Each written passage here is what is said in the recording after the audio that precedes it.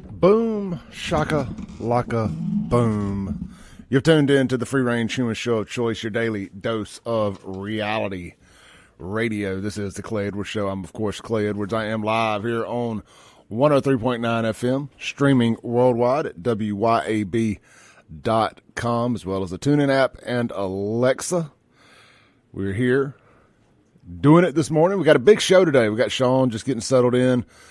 Coming up in the second segment, so around 7:25, we got a big one planned for you, something I think you guys are really going to enjoy. We're going to celebrate Pride Month with Gays Against Groomers. Chris Barrett with Gays Against Groomers, the infamous organization that is fighting back against the rampant grooming of our children by the LGBTQ plus trans IA LMNOP rainbow supremacy folks out there, the ones who are forcing pornographic homosexual books into schools, all that. This is the group of other like-minded gay folks that are fighting as our allies in this battle for the soul of our children and America. And, man, I tell you what, they're a strong, strong ally to have. They're doing the Lord's work, fighting back against this stuff. Whether you agree with their personal decisions in their life or not, at least that's their personal decision. And they are handling that themselves. All right, so hold on. Shaun, good morning. Good morning. How are you? Doing pretty good. Pretty good. Cool. So every time you put your headphones on, you're like, turn it down. No, you can turn it up just a little bit, too. Well, what it is the other guy, Matt, Yeah. turns them way up and then just turns the volume knob on these down. Oh, is that what he does? Okay, that's why I Yeah. can never hear. Or maybe it's too loud every time I put it on. Yeah, it's always too loud when you put yours on because I don't check the volume knob on these. I'm like, oh, they're loud. They work. Yeah. And then like, oh, yeah, they're turned all the way up. So, I mean, same volume either way. It just depends on how you do it. Gotcha. How's it going? You went to that trial yesterday? I did. I went to the trial yesterday. It was really interesting. All right, so Shaun sat through the day one of the St. Paddy's Day double murder trial. What was that guy? What's that guy's name? Jordan Cummins. Cummings, yes. Yeah, that's his name. I got to sit through several witnesses, and then I did get to see them play the video of the scene, the actual altercation, which was hard. The one that they played on the big screen was really difficult to make out. It looked like a bunch of guys rushed his car that he was in, so I don't know. You can't really see what happened in the car there. But some witnesses had testified that about 45 minutes before the shooting, he was kind of drunk. I think he drank a whole bottle of Crown, and was saying things like, "I'm going to flatline someone," or I'm going to kill someone. Those kinds of things. He was kind of real drunk and angry. It sounded like to me. Well, predictive. Yeah, and then he did. So, I have my reservations about all this because I know how these things, from being recovering white trash myself and just going out and doing dumb stuff and getting in fights and all that and having the nightclubs for years and just watching how the escalation of violence can kind of take place. Man, my spidey senses, and I could be wrong on this, my spidey senses are, some level of this is self-defense. They've got an argument for that. That's what I was actually, of course, Russ Latino, he was there with me too, watching the trial. We were kind of, he's friends with the victim's family, and he happened to be there, so we discussed the whole case. And yeah, there's a self-defense argument there. Until I see more of the testimony, I can't really tell you, but there's but the thing is, to me, is they're going to introduce a video, if you remember, of him at the jail. He was at the jail, and he made a video, and the video, I've looked at it last night, and what the video says was basically like, if someone steps to me, I'm going to shoot him. Already got two on my belt. Yeah, something like that. Yeah, and he's check the numbers or something. So he's gonna. To me, that's almost an admission, because if you're acting in self-defense, I feel like you'd have some remorse to the thing, to some way. But he's trying to act all hard. Now, if I was defending him, and this was kind of Russ and I's consensus on this, was that if you take the stand, you say, "Well, I was just a scared kid out in Raymond, and I was trying to act hard." That'd be your defense to that. Well, that's the first thing that came to my head. Yeah, But I'm with you, and I don't know.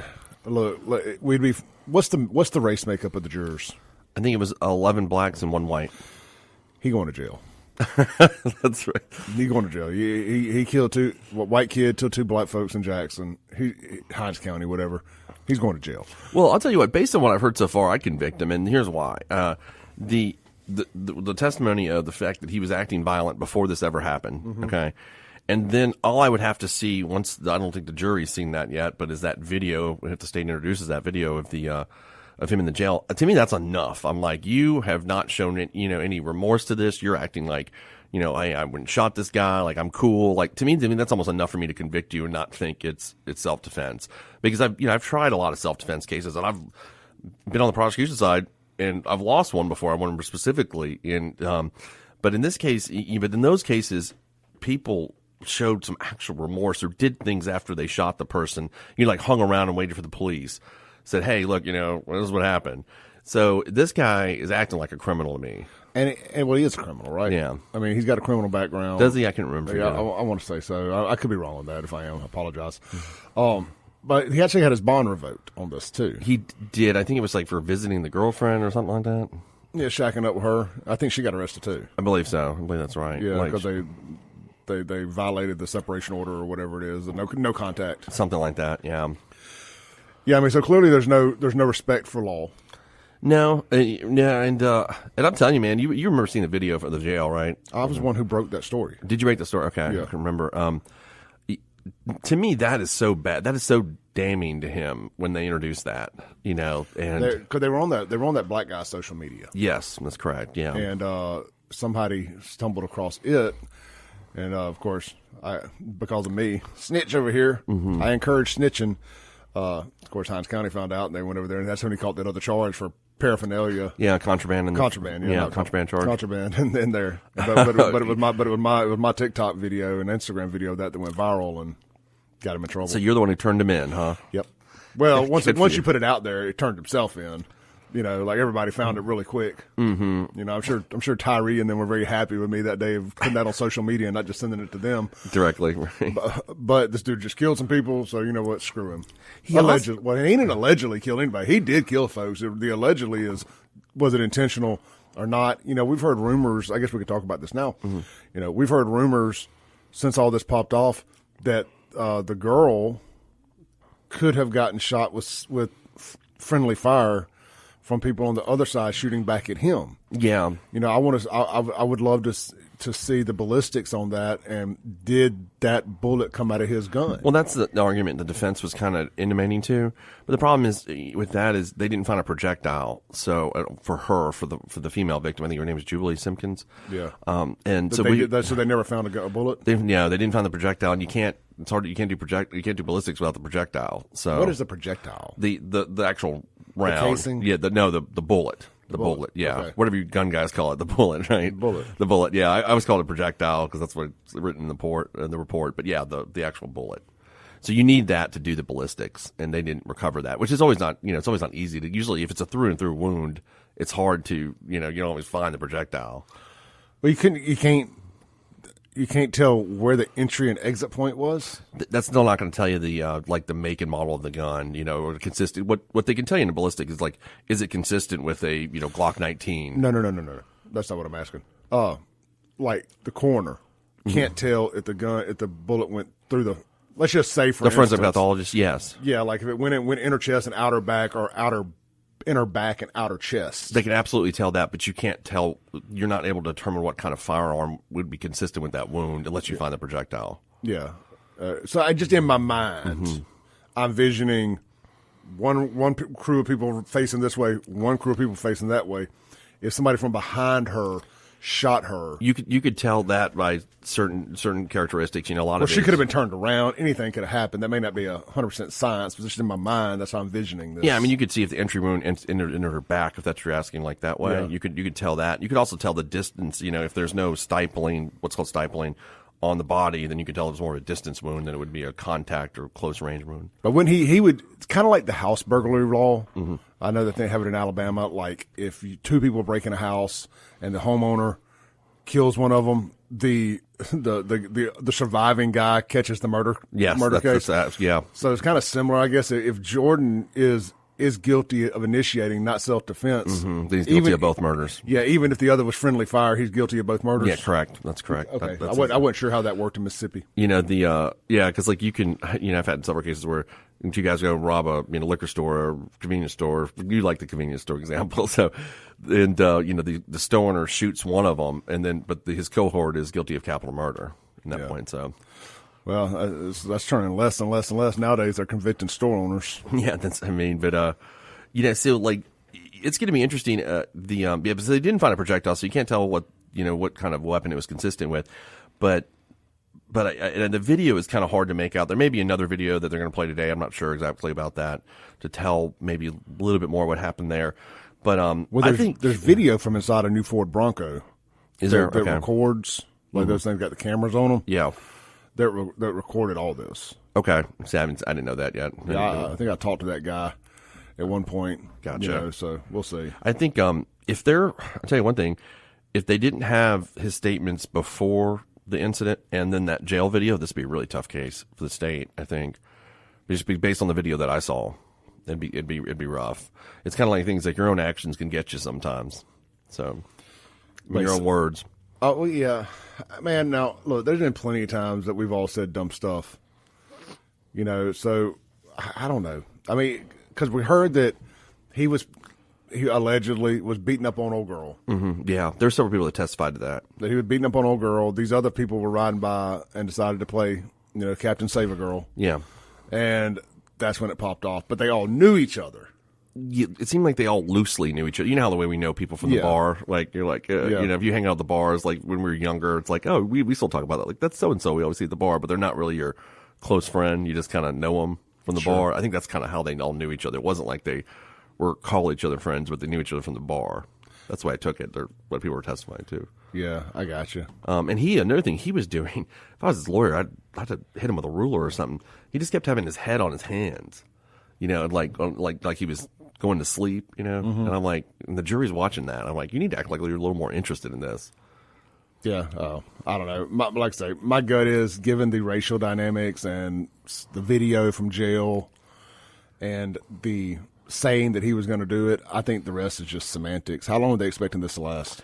They've got about 50 witnesses to subpoena, so it could go into next week. So I don't know if they're going to streamline that or not. I mean, it could be rather lengthy. And then also we're going to see if he takes the stand or not. Now, his lawyer went on TV and made a statement to that effect that, he probably would take the stand. I think you kind of have to when you're in a self-defense situation.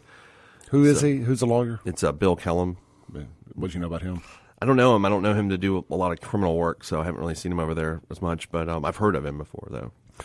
All right, we're going to take a break. When we come back, we're going to have Chris Barrett, Gays Against Groomers, on the line with us for a couple of segments. We got a lot to talk about today. Are they going to be removing our two Confederate Mississippi statues from the U.S. Capitol? And, of course, we're going to get into the Hunter Biden guilty verdict in hour 2 and the potential ramifications and fallout from that. Shaun and I predicted it last week somewhat. We said that the appeal could be very interesting from the conservative pro-2A standpoint, because if they're able to turn it over and win on appeal, it could change things and open up some gun rights. And that is the first thing they went to on CNN. So it's going to be interesting to see how all this shakes out. This is the Clay Edwards Show with Shaun YURTKURAN. We'll be right back on WYAB. Welcome back into the Clay Edwards Show here live on 103.9 FM WYAB with Shaun YURTKURAN here in the studio. Guys, we have a great interview coming up for you, but first, real quick, this segment is going to be brought to you by Lakeland Glass and Tint for all of your automotive, home, car, and auto window tinting needs, windshield and automotive glass replacement needs, ceramic coating, paint protection film, vehicle wraps. They got it all at Lakeland Glass and Tint, located right there on Lakeland Drive, of course. That's where you get your automotive windshields and stuff replaced. And then over on Flowwood Drive, the big campus there, they handle all your window tinting, ceramic coating, paint protection, and vehicle wraps. They can do it all. LakelandGlassandTint.com for a quote today. We're quality matters. All right, on the Mazda of Jackson phone line here, we got co-chair of the Missouri chapter of Gays Against Groomers, Chris Barrett, on the phone. Chris, good morning, brother. Good morning, Clay. Oh, my God, it's so awesome to be talking to people in Jackson, Mississippi today. Well, it's awesome to be talking to somebody in Missouri. So, I've never been that far north. Yeah, well, and I need to get down to you guys because I've wanted to do some Gulf Shores stuff, before, but I just haven't gotten a chance to do it yet. Well, Chris, as I mentioned when we were on the phone the other day, I have my partner in crime here, Shaun YURTKURAN, is in here. Shaun is a former assistant DA here in town, a 10-year assistant DA here in Hinds County. He's a active criminal defense attorney, and he leans a little more to the left, so he's going to probably push back with some of our thinking today, but I think we're going to have a great conversation, and looking forward to it. Tell people a little bit about yourself. How did you get into Gays Against Groomers? And I guess first I should tell people, you know it's a great organization when the ADL considers them a terrorist group. Anytime those guys are against you, the Southern Poverty Law Center, anytime they're against you, anytime the ACLU is against you, I automatically know you're good folks.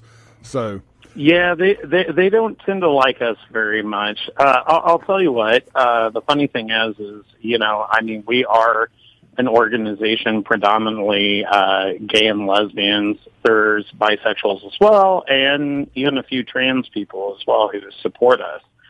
I got into it because I was just going on social media doing my normal tech stuff. I'm kind of a tech nerd. And I was just posting about that stuff, and then for whatever reason, the algorithm on Twitter at the time, now it's of course X, but Twitter at the time, pushed all this gay stuff to my forefront. I'm not even sure how they even knew that I was gay because I never even said anything about it. And anyway, so I was noticing there were all these gay guys complaining about these so-called trans men popping up in gay dating apps. And I was like, well, a trans man, that's actually a woman. So they're expecting to be with gay men? And I just thought that was kind of crazy. And then, I started kind of looking into it because of that, because it really caught me off guard. I wasn't aware of where all of this transgender stuff had gone. And so I started looking into it, and I came across the drag queen story hours, the drag shows for kids, the pride events for kids, and I was like, oh, hell no, that's not okay. It's like, okay, you're overstepping a boundary into an adult's life by going into a dating app that you really shouldn't be in. But now you're actually targeting kids. That's when I lost it. And I was like, I've got to do something about it. And the great thing is Jamie Michelle, the founder of Gays Against Groomers, she and I started talking back and forth. Somebody else within the organization started talking to me and brought me on as the Missouri chapter leader. Now I'm a co-chapter leader because we do have another leader within Missouri.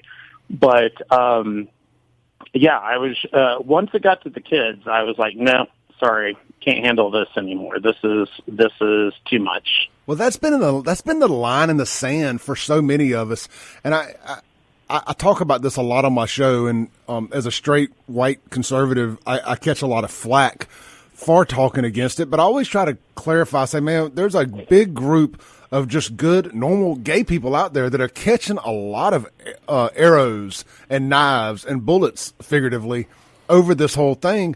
But you guys are our legitimate allies in the proper use of the term.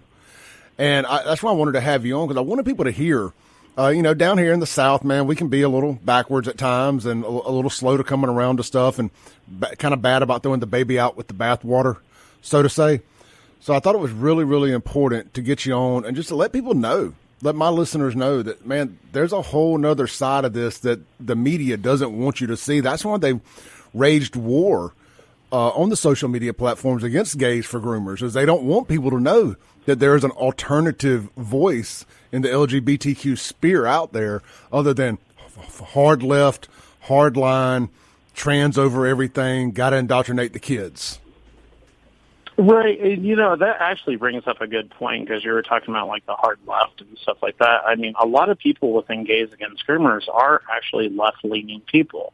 I mean, I myself personally would consider myself more of a centrist, not necessarily right-leaning or left-leaning. I'll just vote for whoever makes sense. And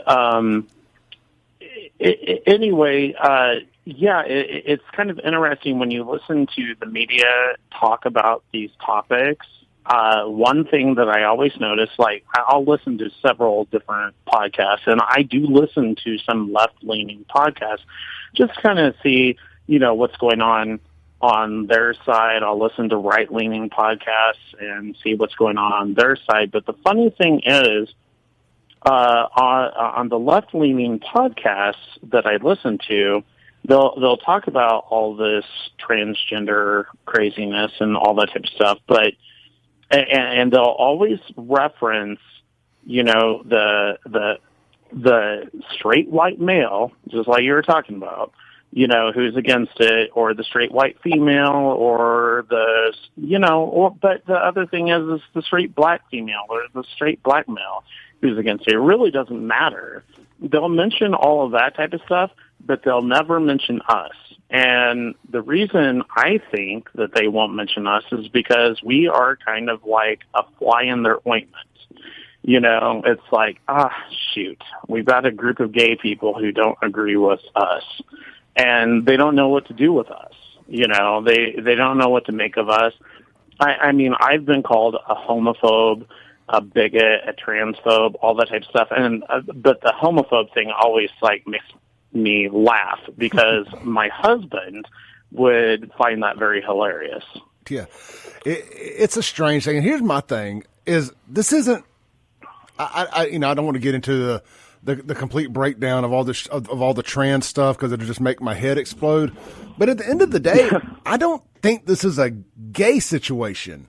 This is a sick individual this is a pedophile situation being disguised. I mean, it truly is the Trojan horse scenario. You're using the LGBTQ as the Trojan horse and you're loading it up with a bunch of pedophiles and trying to sneak in and get the children.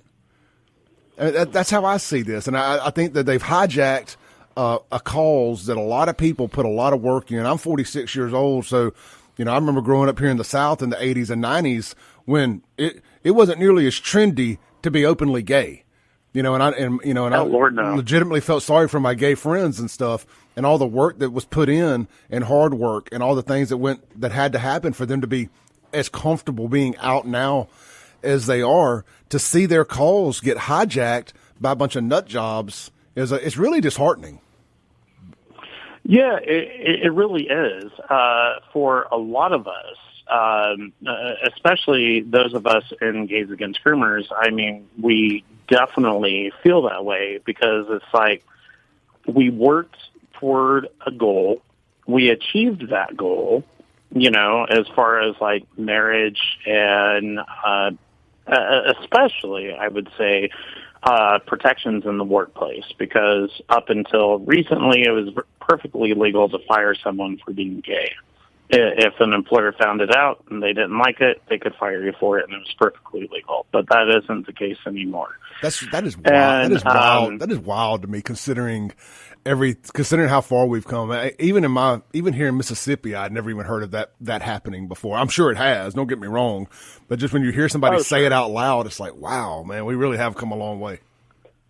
Oh, we definitely have, and that's actually kind of my point. It's like, we've come a long way, and we've made all of these strides, and I'd say the vast majority of gay people probably were willing to just pack up their bags and go home and just be done with it. It's like, okay, we got what we wanted, we're done.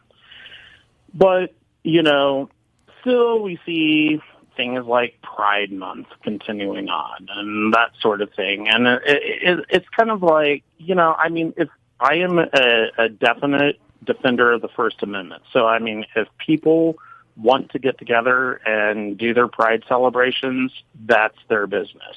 Fine. You go right ahead and do it. But the vast majority of gay people, I'm not sure why we would even participate in it. Well, I don't understand why it has to be so overtly sexual. Guys walking down the streets with leather bondage and thongs on, knowing there's kids on the side of the street. Exactly, exactly. But seriously, Clay, the thing is, it's like we were willing to pack it up and go home. These people that are participating in it now aren't interested in any sort of, at least in my opinion, aren't interested in any sort of, gay liberation or anything like that, which is what we were originally fighting for. They're more interested in pushing sexual fetishes and ideology and stuff like that, and that's where the stuff with kids becomes a huge problem, and that is like a main concern of Gays Against Groomers. It's like these people, Gays Against Groomers, these people, pushing ideologies onto kids. It's like, it's fine if you want to be gay and all that type of stuff, but, do you really need to include kids into your Pride events? If it was like truly a family-friendly event where it was maybe a picnic or something like that, fine, but that's not what they're doing. No, Chris, we got to take a break real quick. Can you hang on a second and do another segment with us? Oh, yeah, absolutely. Cool. Hang tight. We got Chris Barrett, co-chair of the Missouri chapter of Gays Against Groomers, on the line with us. You got Shaun YURTKURAN, Clay Edwards here in the studio. We're going to let Shaun talk when we come back here on the other side of the break. This is the Clay Edwards Show. We'll be right back.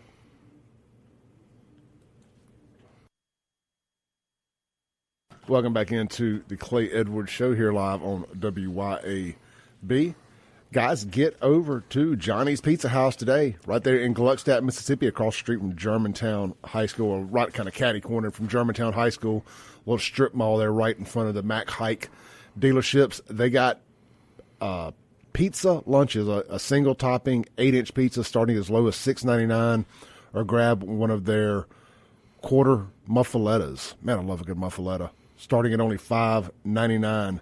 Johnny's Pizza House is a slice rooted in the heart of Louisiana. Get over there, try some great pizza today. Available for dine-in, delivery, and carry-out. Johnny's Pizza House. All right, man, let's go back to the Mazda Jackson phone line here. We got Chris Barrett, co-chair the Missouri chapter of Gays Against Groomers. Chris, thank you for staying on hold, brother. Oh, yeah, absolutely. And you're making me hungry. That pizza sounds great right now for some reason. Man, look, I definitely didn't drag you up to this early in the morning to get on the phone to talk about my diet, but I've been on a pretty strict keto diet for the last, since about mid-April, and I haven't had any, real pizza. I've had some, cauliflower crust pizza, which, don't get me wrong, after nothing but meat, it tastes just as good as any other pizza, but I haven't had, just any real bread or pizza in about 2 months, and pizza is my favorite. It's like 1A, steak being 1B, pasta being kind of 1C, favorite foods. And so I've been doing these. I got 2 pizza sponsors here, and doing these live reads and talking about pizza. It's killing me in the morning times. I want pizza now. So I got it, man. I got it. Well, so look, man, yeah. let's talk a little bit about, and I think this is where my buddy Shaun here has got a little pushback in our conversations. Let's talk about the books in school libraries and whatnot, and kind of and we have a good friend of ours, Lindsay Beckham. She's with Moms for Liberty. She was actually kind of telling us about Jamie last night and trying to get us up to speed a little bit. And I guess Jamie, y'all's founder, spoke at Moms for Liberty conference, and obviously that's something that they're really big about, is getting these books out of school libraries. It's been a big fight here in Mississippi, and you would think that is right leaning as we're supposed to be. We're actually a purple state. We're a super red state, but Real Clear Politics has us as a purple state. So it kind of tells you what's going on around here. But we did ban gender affirming care, using their language, their words, not mine. We did ban that for minors. So kudos to them there. But man, they have not been able to get this school book issue. I just don't see the point in allowing underage children. Frankly, there's no reason you should be reading about any type of sex outside of sexual education classes in school before you're 18, really, till you get out of high school. I just don't see the point in it. Yeah, it's kind of it's an interesting thing. I mean, there is maybe a little bit of gray area in some of this, but there are some books that I think surpass the gray area. I'm thinking of Not All Boys Are Blue, Genderqueer. Those are some books that come to mind. Yeah. They are obviously pushing the gender ideology onto kids. I mean, when I was a teenager and realized that I was gay, when I went to the library to actually check out some books about homosexuality, the ones that they had were like, there was the book by Greg Louganis, the Olympian diver. Yeah, didn't they had a song about him on South Park. Right. There was that. And then most of the other books were basically just about coming out. Well, as a young gay person, that's actually all I was interested in. It's like, how do I tell other people about this? I didn't need, explicit sexual examples of gay sex, heterosexual sex for that matter.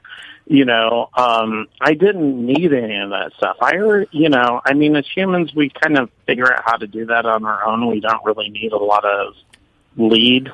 Yeah, I think everybody needs that awkward experience of figuring that out. Shaun, you got something? Hey, Chris, Shaun, I got a question for you. And I was. Yeah, Shaun. Hey, Shaun. man.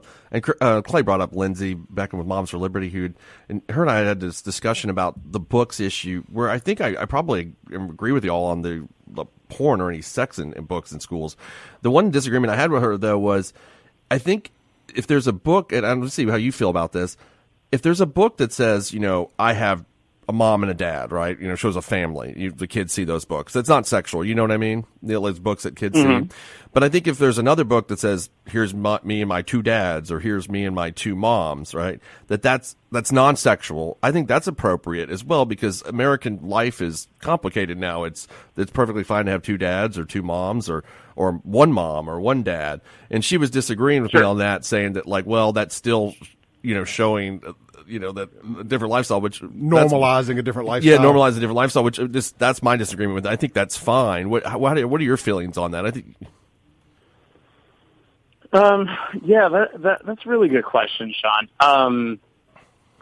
Personally, I still think that it needs to be kind of age appropriate. The vast majority of people are going to, or the vast majority of kids are going to be the product of heterosexual relationships and that sort of thing. I guess maybe the only reason I have a little bit of hesitancy and kind of want to see it maybe held off just a little bit is because right now we're seeing people take things to the nth degree. It's like, it's not good enough just to show that, little Julie may have two mommies or two daddies. Now we need to get into all this other stuff. Now, I will say that on a personal note, this is not necessarily the opinion of Gays Against Groomers. On a personal note, I would disagree with that person from Moms for Liberty. Just simply bringing that up, I don't think is necessarily the end of the world, but I would like to see it held off to a little bit later time. I think Florida kind of did a really good job with this, because I think that they were talking like third grade or something. Mm-hmm. And it's like, so I don't think that we really necessarily need to be sitting here talking about family structures and sexuality and all that type of stuff when someone's in kindergarten. Yeah, but maybe we can start introducing some aspects of that when a kid is a little bit later on in school. Right. And then, of course, let it all out when they're maybe in high school or something, but it still doesn't need to be overtly sexual like some of these books that I was talking about. Like this is just my opinion on it. And look, I don't have a problem with gay people adopting children or people who bring children from a straight relationship into their gay relationship. I'm sure that happens a lot, as people come out later in life and stuff of that nature. And I have no problem with the children reading those books, but I think that should probably be something that's presented in the home as reading material more so than the school library. Just like I feel like there's just sacrifices, and there's sacrifices you have to make when you do choose alternative lifestyles, no matter what it is, gay, straight, or otherwise. Like trans, for example, I think when you decide to be trans, that's great if you want to live your true life. But I don't think you should be able to play sports of the sex you pretend to be. That's a sacrifice you make. Just like if you decide to have children in a same-sex marriage, I think there's just certain sacrifices you have to make, like understanding that the construct of the world is geared towards heterosexual parenting as the norm. So you're just you'll learn along the way, and I'm sure you know this. Obviously, I'm not really talking to you, but I guess people will learn along the way that you've got to fit it in where you can and kind of get in where you fit in, and understand that the world shouldn't have to remold itself to fit an alternative lifestyle. You just kind of have to work within the construct. Yeah, and I guess that's kind of where I come at it from. It's like, I mean, if you want to talk about different types of families and stuff like that, I mean, start with the basics. If you're going to do it early on, start with the basics, which is, the stuff that most humans can relate to.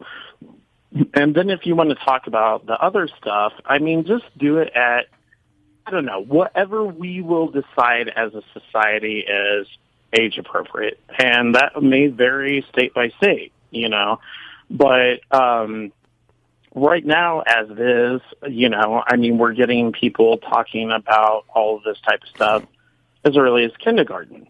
Well, that seems to be kind of ridiculous to me. Yep. The vast majority of kindergartners are not going to even understand sexuality, whether it's straight or gay. It makes no difference. Yep. So I don't understand why we even need to be discussing that. I mean, we can just discuss a family, that sort of thing. A mom, dad, brothers, sisters, whatever. And I think the average kid is going to understand, even if they come from a same-sex couple as their parents, will understand that that's, just generally the norm. Well, yeah, because they're gonna learn in the house the roles that each person plays. I don't think the school has to teach them. If you come from a home with two moms or two dads or a mom and a dad, you learn the roles as you grow up, because it's all so it's not weird to you, Mm-hmm. I mean, I guess that's that, depending on the age at which it happened. But Chris, look, I could keep you for a whole nother hour, brother. We're bumping up against the break here. I really appreciate you coming on this morning. Shaun, thank you. Chris, I would love to get you back on, man, where we can just really run this thing for like 2 hours one day, and just because I could talk about this stuff all day. I think it's a nice break from our normal stuff. But brother, thank you so much for joining us. And how can people find you if they want to follow online? Yeah. So if you want to follow me personally, here's my joke tag on Twitter. It's Midwest Homo 77. So again, Midwest Homo 77. You can follow me there.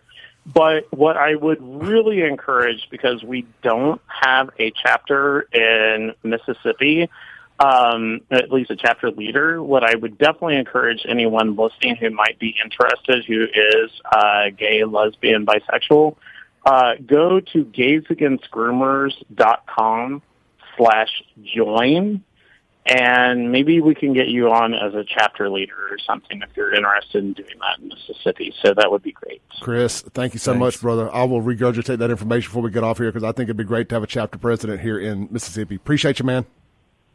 Yeah, take care, Clay. Take care, Shaun. Thanks. Thank you. We'll be right back.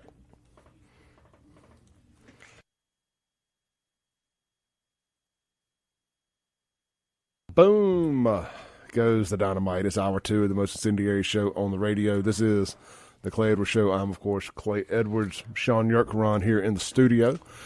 Tonight, burgers, blues, barbecue, downtown Brandon. It's the free concert with all of our contestants, or a big majority of them anyway, from the cordless corner competition.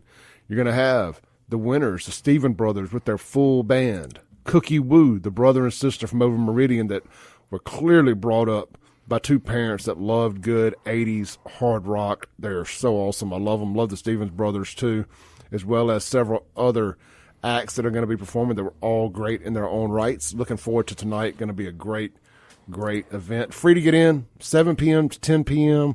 Live music, downtown Brandon there on the big back patio. It's covered. If you haven't been out there, this thing probably holds 400 or 500 people if it had to. So plenty of room, great food, cold drinks, cold beer. And just get there early, find a parking place. You may have to park kind of down around the corner, but it ain't no problem. It's all within walking distance. Burgers, blues, barbecue. Don't forget, hit up the Flowwood location right now. They're serving breakfast at Flowwood and Madison, by the way, till 10:30. And then, of course, lunch time. They got the Blue Plate specials. They got all their award-winning burgers and more. BurgersBlues.com for more information. Didn't Chris say we needed a new chapter of Gays Against Groomers in Mississippi, that we didn't have one? Mm-hmm. That we was talking about? I've got a guy that can start that. What's his handle? Is it Chokeway? Think about it with the yellow suit. Like, this is perfect. Well, the problem is he would start one, Gays for Groomers. Yeah, that's right. Because clearly there was some grooming going on to make him think that wearing that yellow suit was a good idea. That's it. That should be he should be actually banned from a public school with that. Stay within, can't come within 100 feet of 500 foot of a school. Yeah, I think that's like that suit definitely is not appropriate for children to see. Or any of us. Not at all.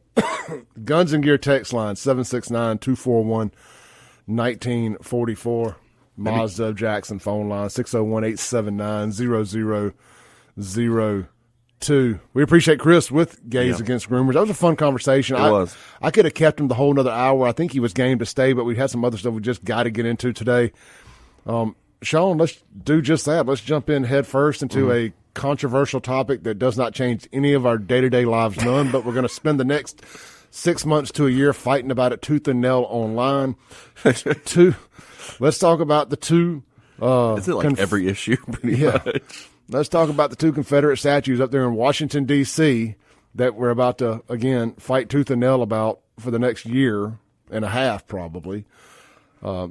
Mississippi Today did an article yesterday. I guess several other outlets did too, but we're going to use Mississippi Today. Mm-hmm. Quote, key Mississippi leader is open to replacing state's white supremacist statues in Washington. And white supremacist also means Confederate, by the way.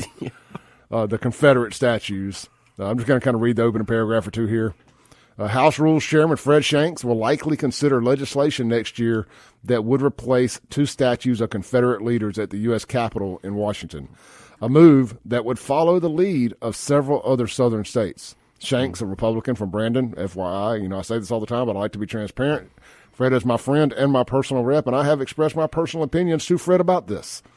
I posted a video on YouTube this morning. You can go to Save JXN on YouTube and watch the video, but of course I'm about to give you my full thoughts on it here too. So anyway, Fred, a Republican from Brandon, told Mississippi Today on Monday that if the House Speaker Jason White refers a measure to his committee in the future that would replace the state's statues of Jefferson Davis and J.Z. George in Washington, he would seriously consider the legislation. Here's Fred's quote: "The thing I'm going to take into consideration is how much it costs and if we have the votes," Shanks said.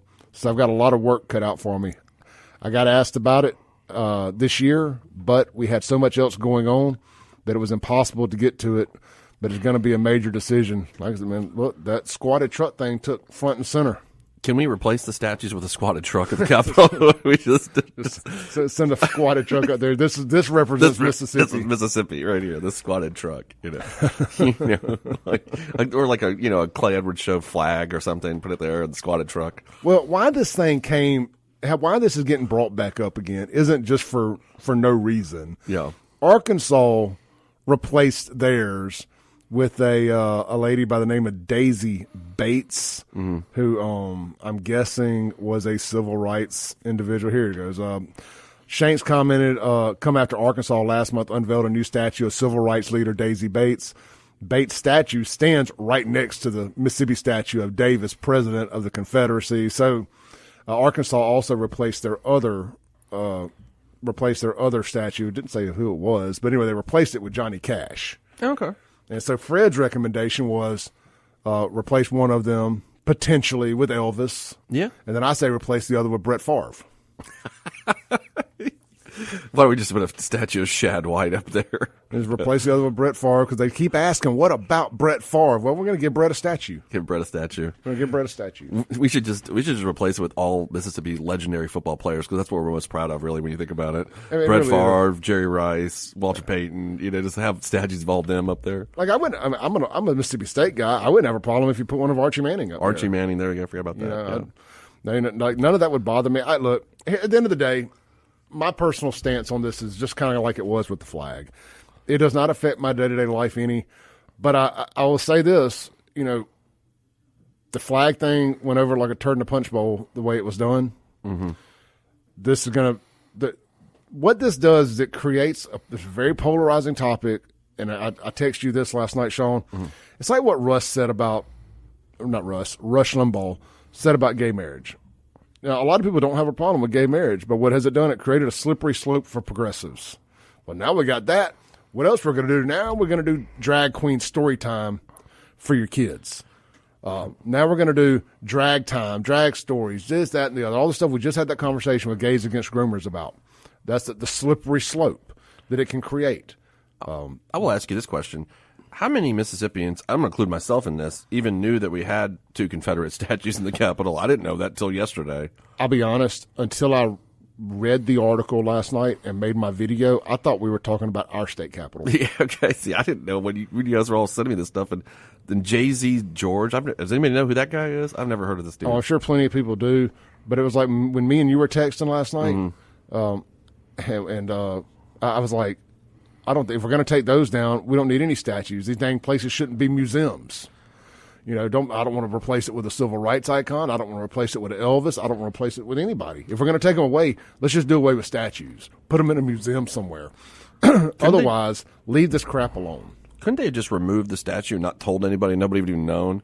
I mean, none of us would have ever known that the statues weren't, unless some random Mississippian goes up there and just knew the statues. Like, oh my God, the statues are gone. Like, no one else would never know this.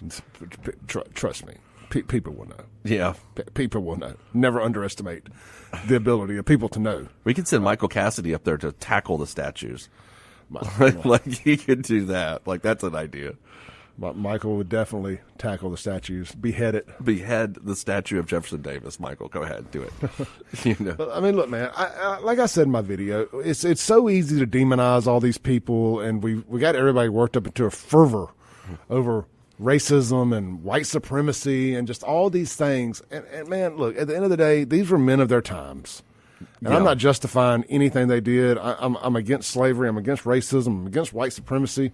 But I'm against black supremacy, too. Yeah, and I'm just saying we just keep replacing stuff. And it's like, well, it's been this way. Now we got to go do a complete 180. So we got to replace everything we replaced that was a Confederate now has to be replaced with black civil rights something. No, it's funny. there's part of what I agree, part I disagree. What I agree is when all they were doing all this, getting rid of every Confederate memorial around the country, I thought it was stupid. Getting rid of history. That's not my thing. Like, I think, the reason that the problem with that, our society is we don't know enough about our history and then we end up repeating it, and that's a problem in itself. Exactly. So I thought that was, I thought that was really silly when we kept on doing that.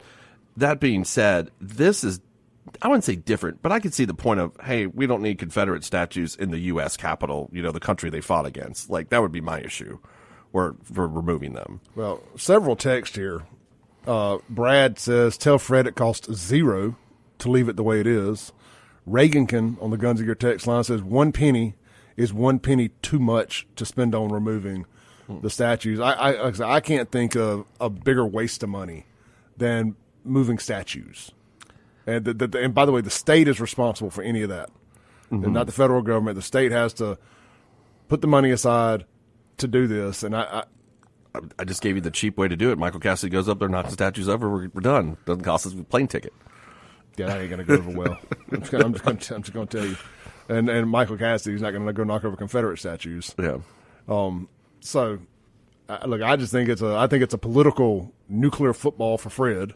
Sure. To do it. I don't think nothing good comes of it for him if this lands in his lap.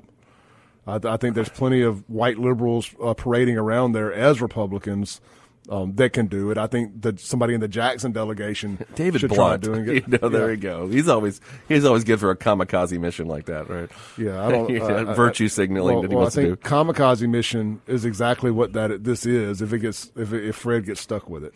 Yeah, I mean, I could see all the political points there for sure.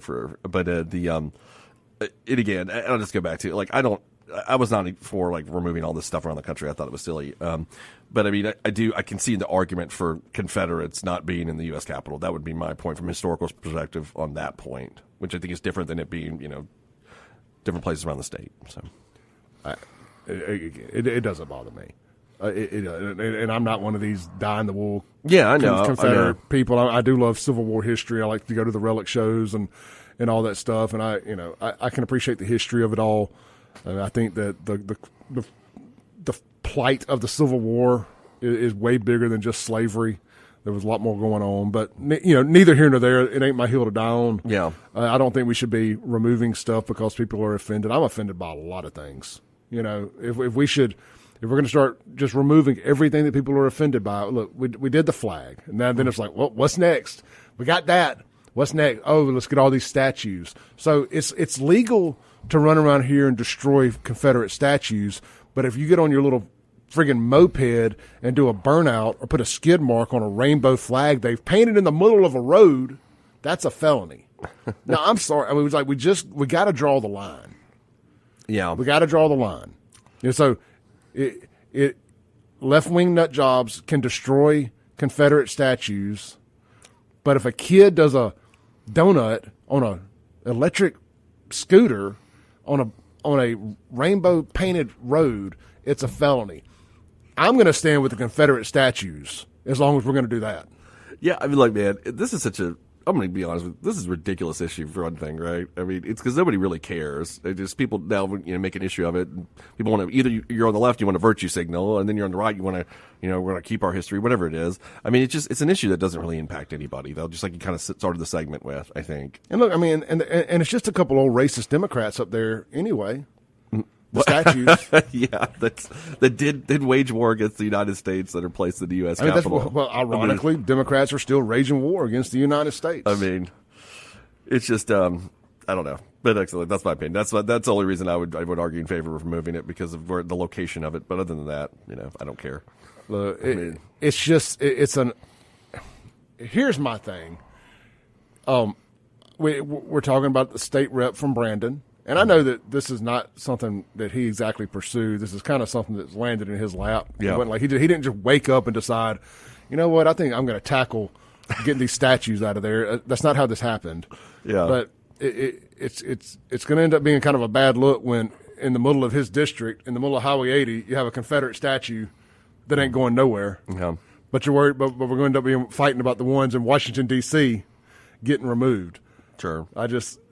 Feels like there's bigger fish to fry. Yeah, I have a feeling this is not going for a vote next year. I'm just going to guess on that. No one's going to want to. They all kind of. Well, I think they all, and rightfully so. And I'm thankful that they did stuck their necks out on the flag, which I do think was important. But I bet they're not willing to just try this again because I heard a lot of them that did that. Yeah, ask Nick Bain. Nick Bain.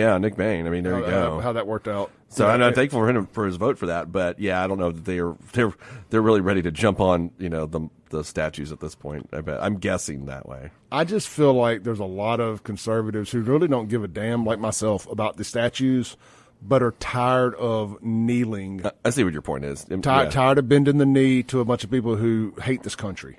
Maybe we could. I mean, I don't know. I guess we could get Mississippi Today, take the legislators out to do some body shots, and they might vote for it. And then we can go that way. But yep. Good times. All right, we'll be right back on the Clay Edwards Show with Shaun YURTKURAN.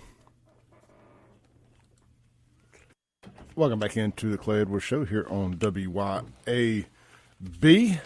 This segment is going to be brought to you by our friends over at Foremost Foundations and Construction. Foremost uses innovative polyfoam technology that with great precision can correct and restore sinking concrete quickly. They provide solutions for the long term that can improve the ability of the actual soil to support the foundation or concrete slabs. Thanks to their specially designed rigs, they can drill and lift without the need for heavy excavation.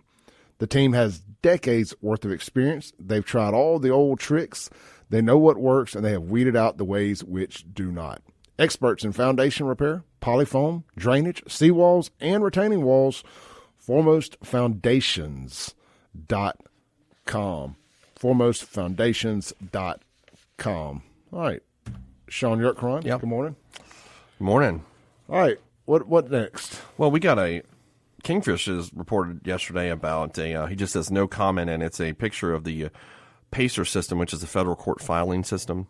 And it's he's listed several sealed indictments on his site. People can go there and check it out. He's got, looks to be 1, 2, 3, 4, 5, 6, 7 sealed indictments. Now, some of those may be actually just one indictment, and so we can't really tell that yet. We don't really know, but I want because their cause numbers are close. Like one's 198, the next one's 199, so on and so forth. So we don't know, but it looks like there's several sealed indictments that have been filed in federal court last week, and I think we discussed that last Friday here on the show that had happened, and Kingfish now has an article about that. Now, who that's pertaining to, we still don't know.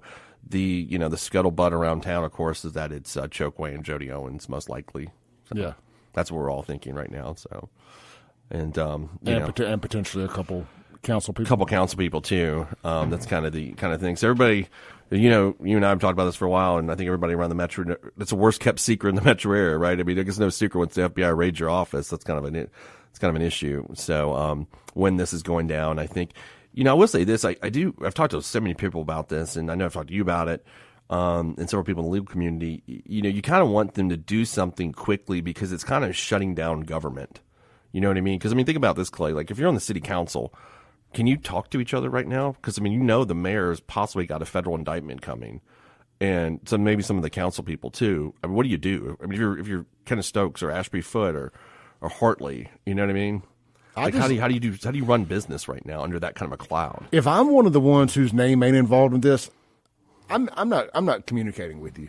Mm-hmm. Like we're shutting it down. Yeah, that's what I mean. Like, you're not going to be here in a couple weeks. If I know like Clay Edwards got a federal indictment and we're on the city council together, I'm not calling you right now and I'll be like, Clay, can we work out this whatever legislative piece of action we're going to do? I don't know. I'm calling you about that.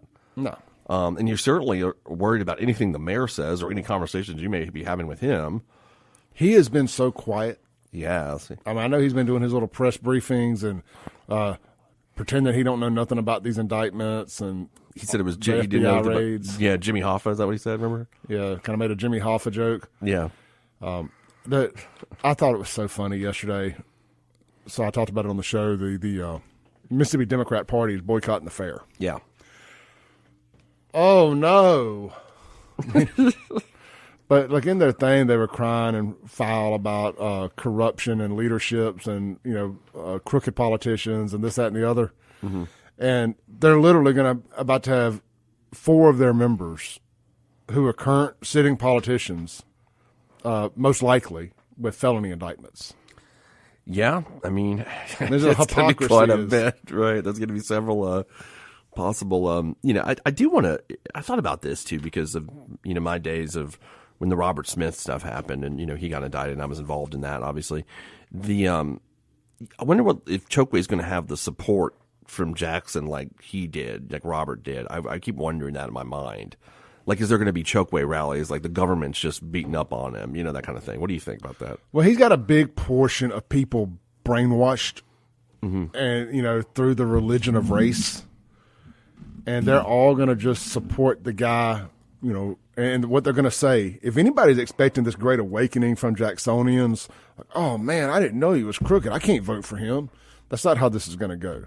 We're talking about the same people who have anchored the city into being the deadliest city per capita in America, heading for 3 of the last 4 years. Right.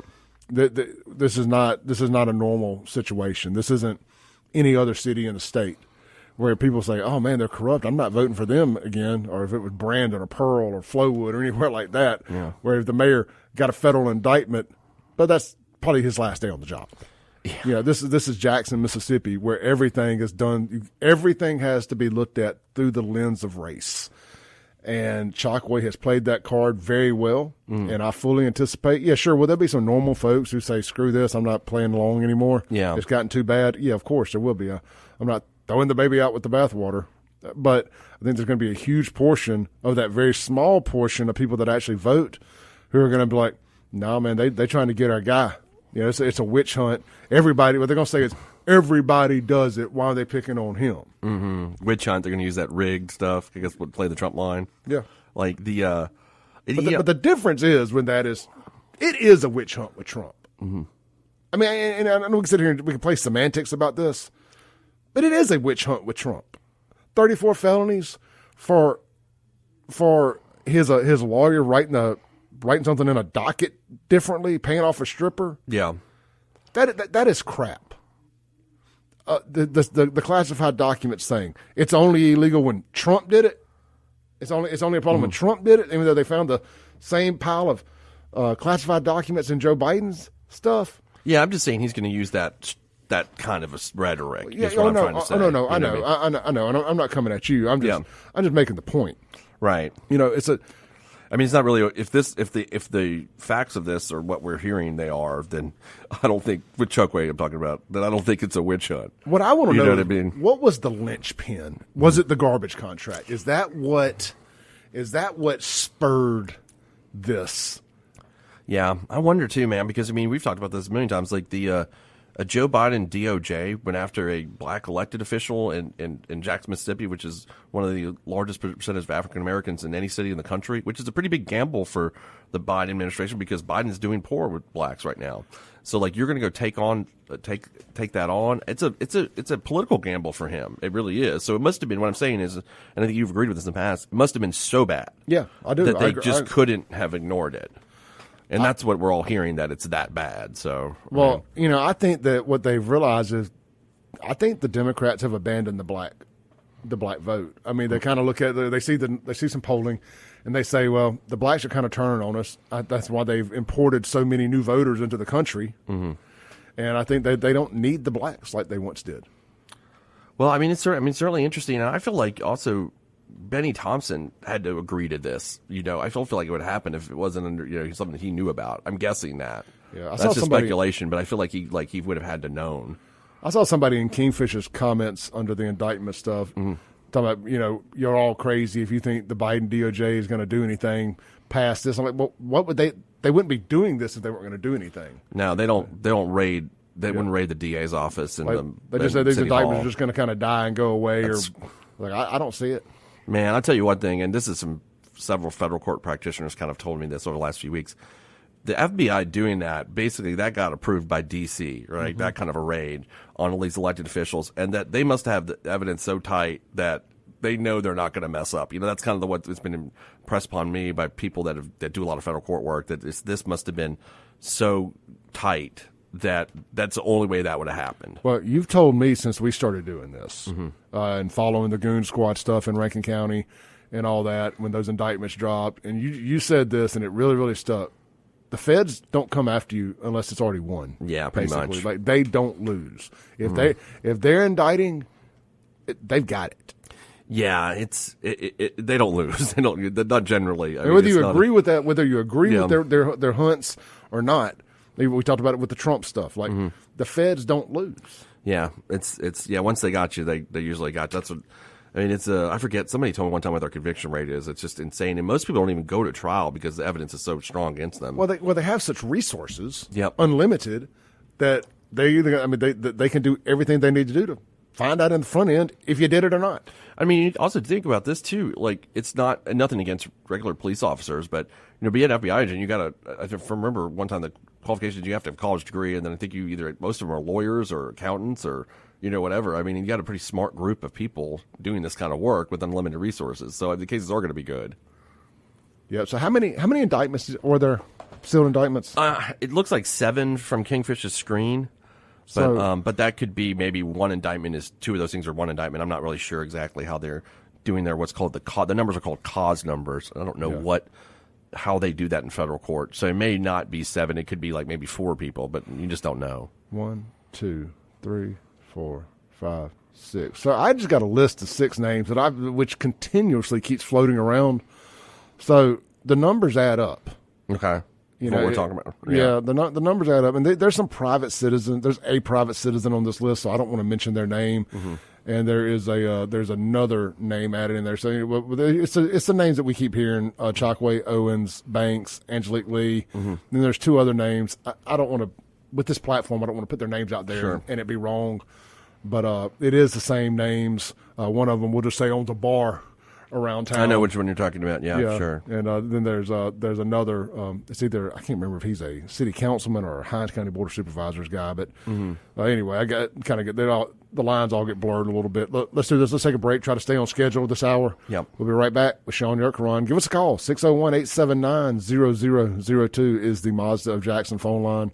The Guns and Gear text line 769-241-1944. We'll be right back.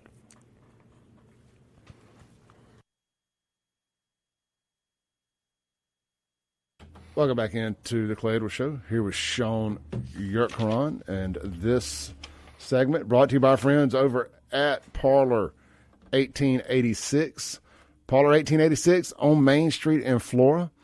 It is now Flora's living room. Guys, really, it's a great little bar, restaurant, sports bar. Got the TVs up. They got a great little area for live entertainment, one-man jams, karaoke, all that good stuff. They're open daily. They're now open on Mondays as well. Get by there, enjoy happy hour, get you some great bar food, play some of the games. They got the skeet ball back in the back. They got working on an old school barcade, arcade type thing in the back room. It's gonna be like Diamond Gems right there in downtown Flora. Get by their day, enjoy a drink, get the folks out, man. Meet up with some friends. Enjoy the couch areas, the little VIP sections. Of course, they're not VIP. They're first come, first serve. Heck, maybe they'll reserve them for you. I'm not sure. You'll have to reach out to them on that. But nice, comfortable place, laid back, really cool atmosphere. Wish we had something like that in downtown Brandon. Actually, we kind of do in the Gallows. But I came out the other night and enjoyed a cold beer and just chilled. So I highly recommend it. We'll have to, again, I keep saying it, we're going to have a Clay Edwards Show listener appreciation event out here soon from Madison County folks. We always do them in Rankin County because, it's a block from my house. So, convenience is key. That's right. It's like I'm always at Martin's. I'm like, it's like a mile from my house. Yeah, that's what, like it's a mile from my house, man. It's so easy. Yeah. That it's just one trip to Flora from Brandon a day is enough for me. Mm-hmm. The older you get, the less distance you want to go. Like I'm not into. Like you'll never see me like going to some restaurant in Madison probably ever, because not that one time I'd probably go there, but I'm just not going to hang out every day because it's a drive. I'm not driving from my house, Yeah. I mean, Nope. All right, man. Let's read a couple Guns and Gear text messages here. Reagankin said to make sure he wanted to thank me for letting you know that in fact it's a witch hunt against Trump. Mm-hmm. And Chokwe stuff and Trump stuff are not the same. Well, I didn't say they were the same. I'm just saying what Chokwe's going to say is like, he's going to get another and he's going to talk about it's racist and it's a witch hunt. I mean, he's going to say that. Yeah. He also asked, he said, do you think Owens may be trying to work out a deal which includes turning on Chokwe? The first one who flips will probably get the best deal. Let me ask this first. Mm-hmm. If the evidence is so strong, let's just say that these videos exist. If all this happened, right? Yeah. Is there even any need for him to flip on for one to flip on the other? You know, it always helps your case if you have a cooperating witness. I mean, Yeah. it's never a bad thing. I mean, I just would imagine it to the extent of, you know, I mean, it may be something like, hey, we're going to, you know, if you testify, but you're still going to prison. You know, it's not like you testify. Like, I've seen situations where, you know, you get a deal where you just walk. Like that happened in the Robert Smith case where they caught Ivan Johnson taking bribes, the FBI did, and they pled him, I think he got probation for his testimony against Robert Smith. Now, I don't think they would do that, and from if what we're hearing is accurate, and so this is just opinion now, really. I mean, if what we're hearing is accurate, I don't know if that's going to be the option here for either Chokwe or Jody Owens, according to what we're hearing. I think it would. It seemed like the kind of deal would include prison time with testimony. So I mean, yeah. To answer your question, it's a long way to answer. Yeah, I mean, I think it's fine to do that. I probably would do that. I think the weakest link in this, if true, is Lee. I think I think if you're trying to flip anybody, is it because she's hot? Let's just be honest. That's what I was thinking. Well, I was thinking like single mom type, type situation more than anything. Like, what have I gotten myself into? Now she may not even know anything. I mean, like they may have just tried to, and this is 100% speculation. I do not know. I'm just kind of running through here. They may have just simply, when they had that same conversation with her that they had with Ashby and Virgie, not Virgie, is it Virgil?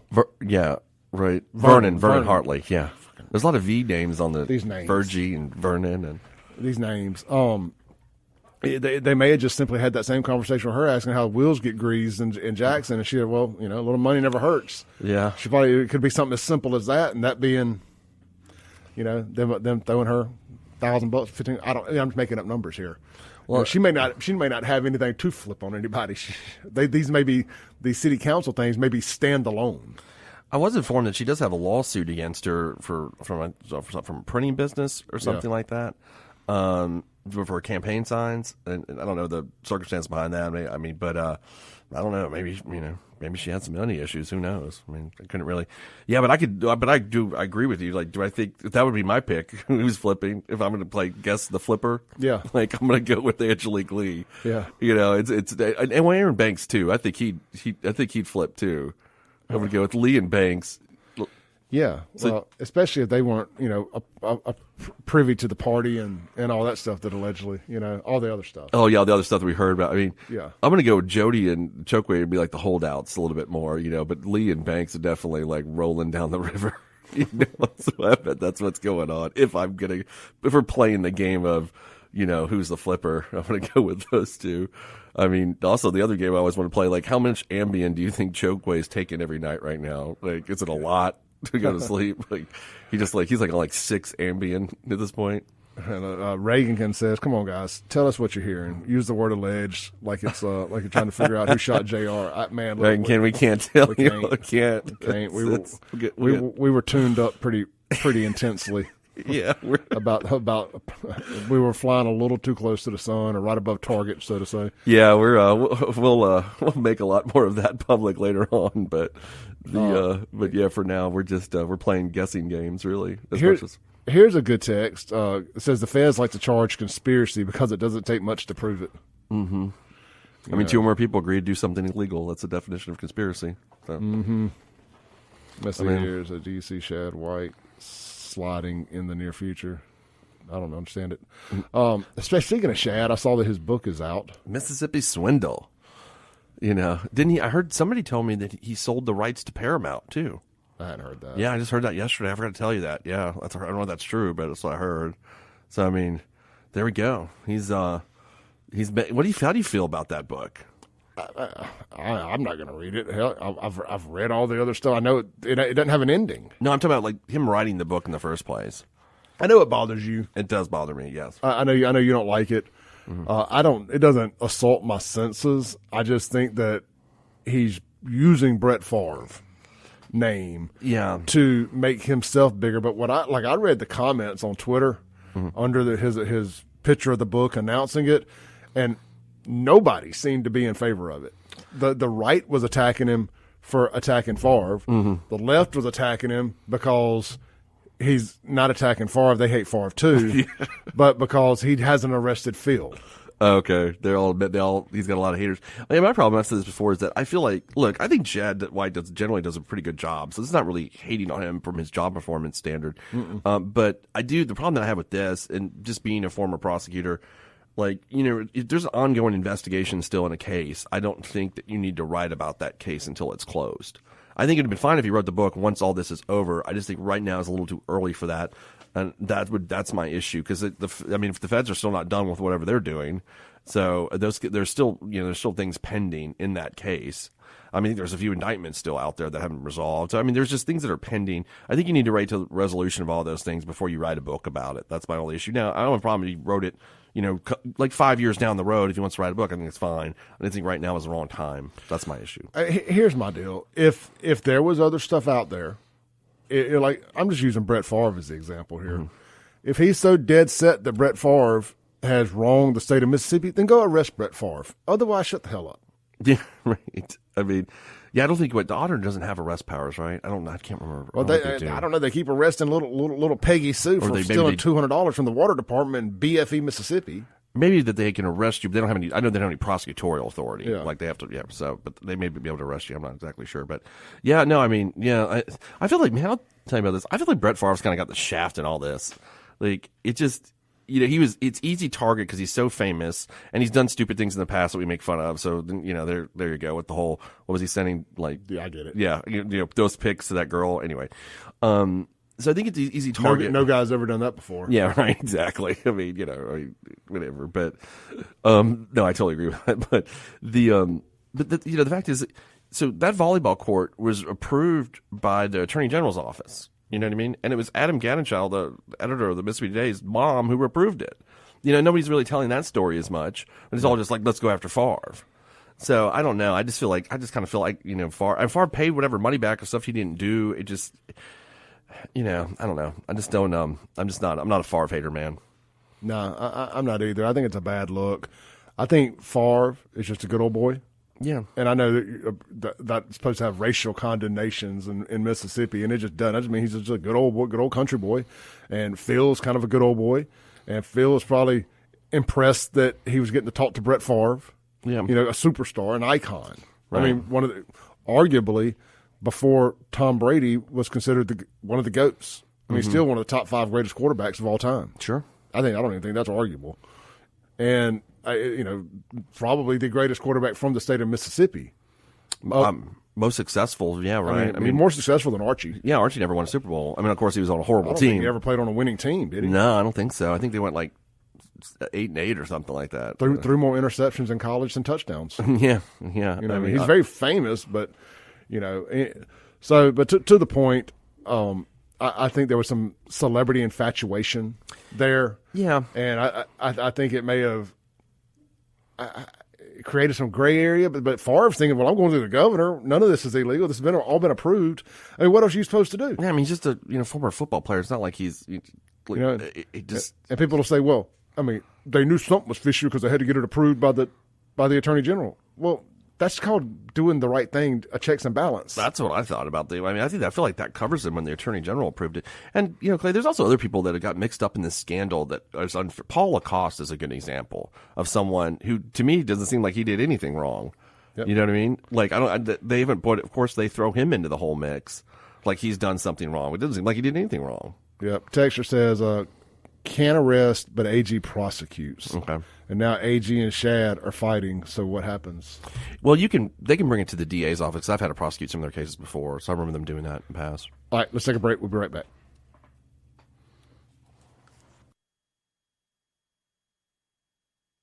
Welcome back into the Clay Edwards Show. We got about a minute left here. Guys, be sure to get geared up to get down to the Jackson Tattoo Soul Arts Festival this weekend at the Trademark Center. Going to be a great time Thursday through Sunday. Get out there and check out some of the best artists in all of Mississippi. Shaun, safe travels this week. We will catch up next week. Appreciate you coming out and doing the show today. Podcast to be available here shortly. See y'all tomorrow.